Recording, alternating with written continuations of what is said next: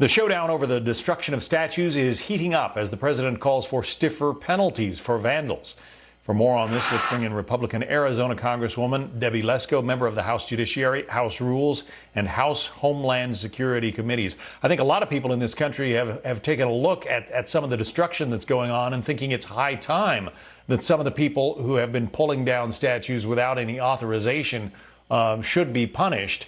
What would the president's executive order do, and is Congress going to get on board as well? Well, thank God that the president did that executive order, which basically says we have to protect our federal monuments, but also would take away funding from states and local governments that don't protect the statues. You see some of these cities, which are Democrat-run, are just letting lawlessness go on, whether it's autonomous zones or toppling statues or defacing statues. This has to stop. We cannot do this. And of course, combine that with the Democrats' bill that would take away some of the abilities. It would undermine the police's abilities to do their job. We're going to have total lawlessness in our country if this continues. So thank God for President Trump. And I support him, and there's some bills going on in the Senate and the House that will do similar things by Republicans. Your fellow Republican, Steve Daines, a senator from Montana, has spoken about such a thing. Here's his take. We've got to stand up against this mob rule. That's what's going on. We've got to stop the mob. And the mob does not stand for the vast majority of men and women in this country who love our country, who want to see law and order, who want to see peaceful protest. But this mob rule has got to stop. And I applaud the president doing everything he can to protect our communities and to protect these statues and these monuments that reflect the heritage of our nation. We should be learning from our history, not destroying it. The president obviously has taken a very tough law and order stance against all of this, Congresswoman, but he is also, according to the polls, not doing so well behind Joe Biden in national polls and in several of the swing state polls. Are those polls inaccurate, or is there something else going on here?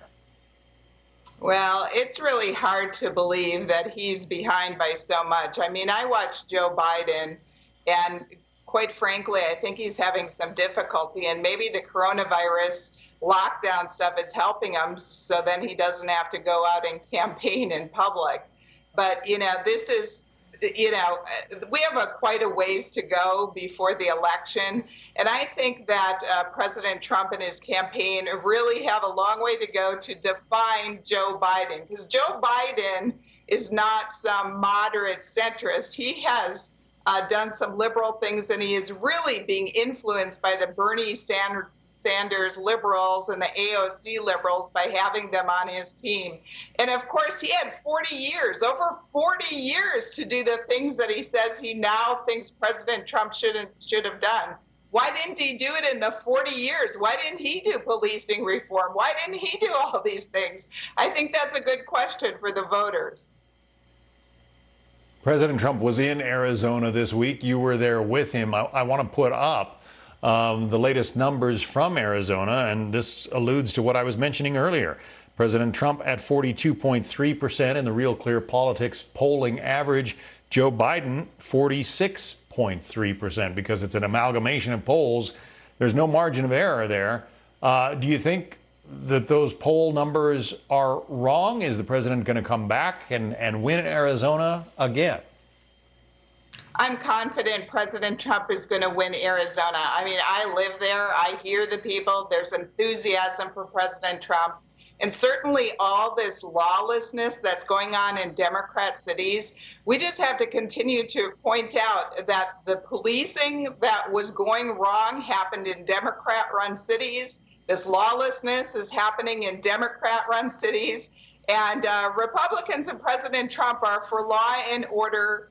And we want to hold bad cops accountable, but we want to protect the vast majority of police officers and have law and order in our nation. But the Democrat-run states and cities are where the votes and the electoral votes are.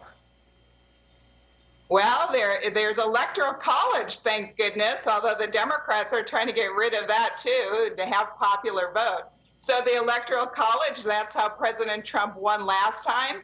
And he's a smart guy, and his people working for him are smart people. I mean, I had the privilege to ride with him on Air Force One, and I can tell you from firsthand experience that he is a remarkably smart man that has a great memory, and he's going to be a strong winner. I'm confident of it. I just can't believe, quite frankly, that the Democrats chose Joe Biden as their candidate. Arizona Congresswoman Debbie Lesko, who was with the president during his appearance there this week. Congresswoman, thanks.